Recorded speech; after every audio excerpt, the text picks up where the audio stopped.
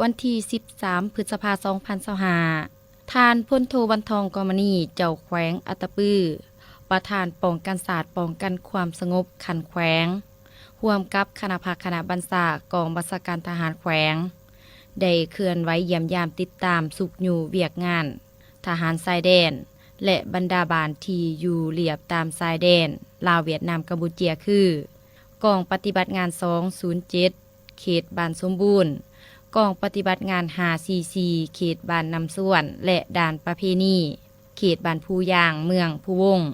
เพื่อให้กำลังใจแก่กำลังทหาร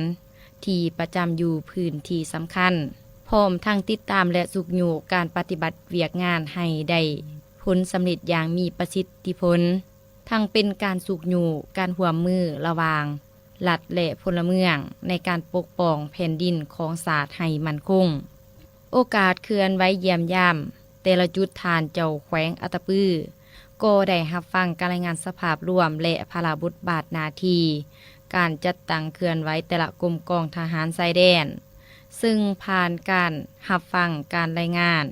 เห็นได้ว่าแต่ละกรมกองที่ปฏิบัติหน้าที่ได้เคลื่อนไหวเวียกงานก่อสร้างหากฐานการเมืองตาม4เนื้อใน4ขาดหมายและติดพันกับ4หน้าที่ใหญ่26แผนงานที่กระทรวงป้องกันประเทศวางออกซึ่งสามารถพบเห็นข้อจำกัดและข้อยุ่งยากหลายอย่างเป็นต้น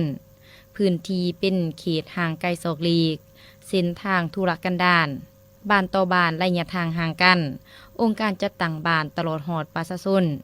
ยังยึดถือหีดเก่าของเดิม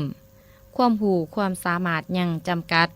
การดำรงชีวิตของประชาชนในบางพื้นที่ยังพึงพาการถางป่าเฮ็ดไร่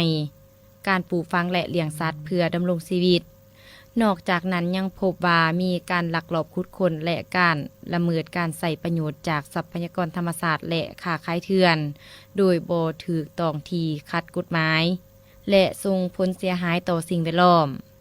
ซึ่งประชาชนบางส่วนที่กระทำอยู่นั้นเป็นจำนวนหลายเนื่องจากขาดความรู้ความทุกข์ยากหรือมีแรงจูงใจจากผู้หาประโยชน์ส่วนตัวกว้างในปริมาณที่หลาย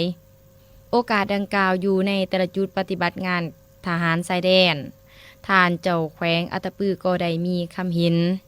โดยท่านได้แสดงความยอชมเชยต่อหลายผลงานสำเร็จที่กรมกองทหารชายแดนญาติมาได้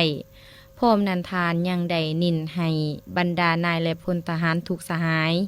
จงสืบต่อเอาใจใส่ในการปฏิบัติหน้าที่ที่ภาคและรัฐก็คือ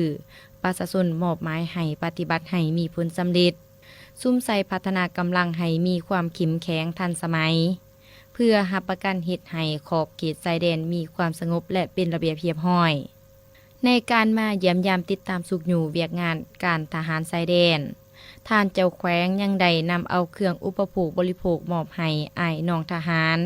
ที่เฮ็ดหน้าที่ป้องกันชายแดนจากนั้นก็ได้ไปเยี่ยมยามและพบปะกับพ่อแม่ประชาชนบ้านภูย่างเพื่อสุขอยู่ประชาชนเขตดังกล่าวซุ้มใส่การผลิตเป็นสินค้าสร้างอาชีพและรายรับที่มั่นคง